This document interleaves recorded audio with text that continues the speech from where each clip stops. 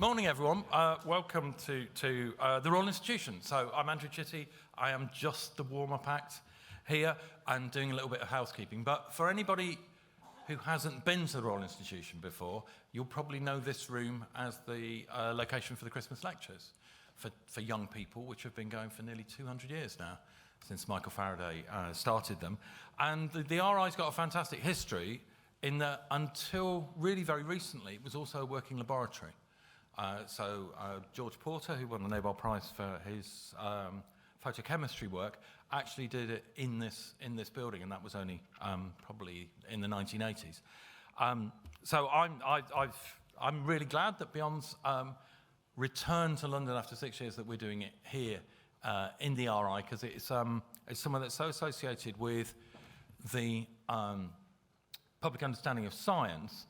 But I think a lot of what we're going to hear today around the creative economy has the same set of themes of trying to explain innovation, trying to explain the implications for that around the world. So I'm just going to do a couple of housekeeping things. So fire exits are not through the entrances with the cameras in them, unsurprisingly. So they're out these two doors, and then that. Yeah, that was almost like aircrew, wasn't it? Fantastic. We do have cameras, so we are recording it. We're live streaming. So if you can try and avoid crossing in front of them, and do be aware that you might be in shot. So grimaces at people's talks probably should be kept to a minimum. We've got parallel sessions today, so it's going to get at various points in here very, very cosy. But there are other parallel sessions, the first of which is starting now, but they're running in different spots in the building. We've also got our Immersive Futures Labs downstairs on the ground floor, so we've got quite long coffee and particularly a long lunch break where you'll be able to meet the people in the Innovation Futures Lab. Everything should be up to date in terms of scheduling on the Beyond website. And you've probably all got that on your phones from the QR codes outside. So yeah, so lunch runs from 12:45 to 2 o'clock, I think.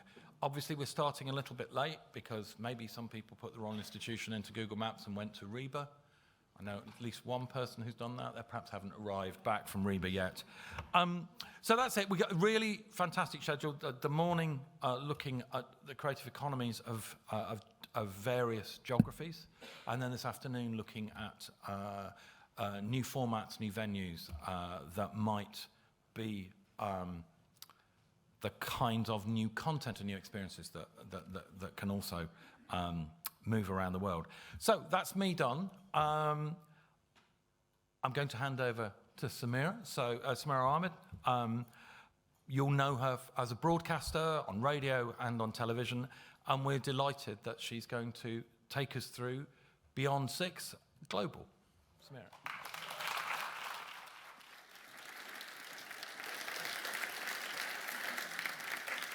Thank you so much, Andrew. So I present the BBC's flagship arts programme, Front Row, on Radio 4, and I'm really conscious of being in a room with so much expertise. I'm also thinking about the British intellectual C.P. Snow in the early 20th century came up with the idea of the two cultures, that science and arts were sometimes presented as if they were separate and in competition with each other. And everything about today is about how creative thinking drives science and how technological innovation is absolutely at the heart of what's going on in the creative industry. So absolutely the right place to be having this conversation. This is the 6th edition of Beyond, and it was established as a conference to bring together the UK's creative R&D community, those who are working in innovation for the creative industries in academia, in practice, and in business.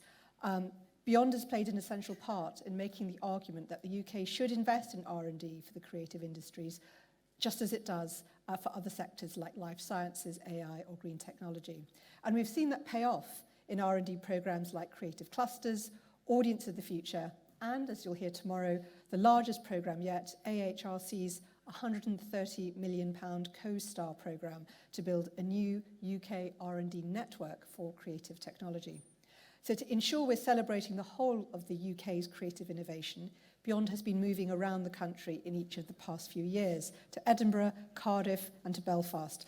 but only our online Beyond in 2020 had a truly international dimension. And of course, that was largely defined by COVID. So it seemed right in returning to London after 5 years that Beyond looks outward again and engages with the rapidly developing creative economies across the world to explore what benefits UK partnerships could bring to those territories who see the creative industries as critical contributors to future success, and to those UK creative businesses who are looking to stretch their wings.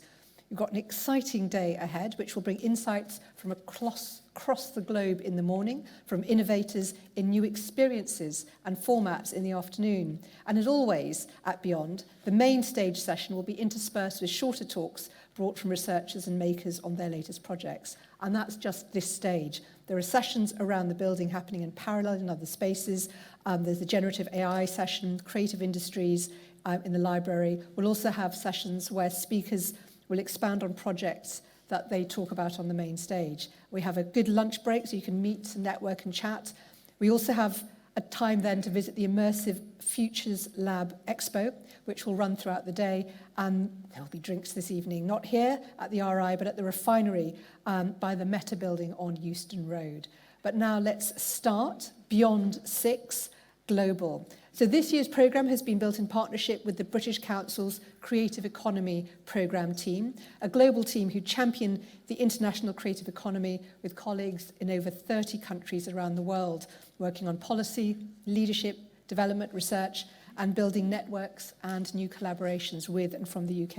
And I'm delighted for our first speaker to welcome and introduce to you the director of that team, Rehana Mughal, to tell you more about their work, why they're partnering with us at Beyond, and how UK creative businesses can connect with the team when they need insight on individual countries or connections to make new global partnerships. Please welcome Rehana.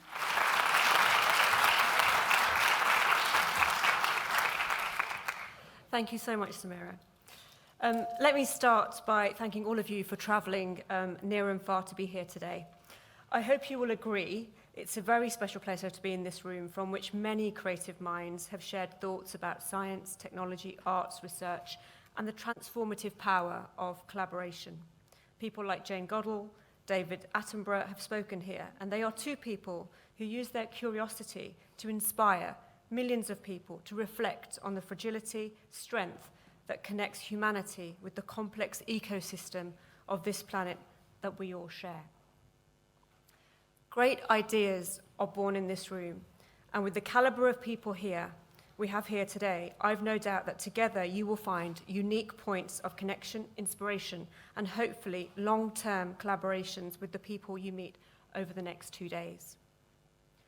I'm grateful to the team from Beyond for approaching the British Council to join hands and to create this conference together.